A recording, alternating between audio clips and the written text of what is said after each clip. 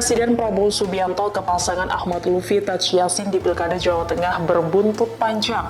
Terkait hal itu, Badan Pengawas Pemilu RI atau Bawaslu buka suara. Bawaslu menyatakan akan memanggil Presiden Prabowo Subianto jika terbukti melanggar.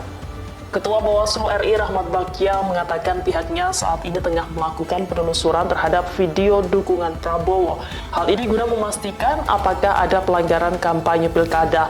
Menurutnya, hasil penelusuran tim mereka akan menentukan langkah selanjutnya. Diketahui kampanye Presiden Prabowo Subianto dilakukan di akhir pekan. Berdasarkan peraturan KPU, pejabat negara diperbolehkan melakukan kampanye tanpa cuti.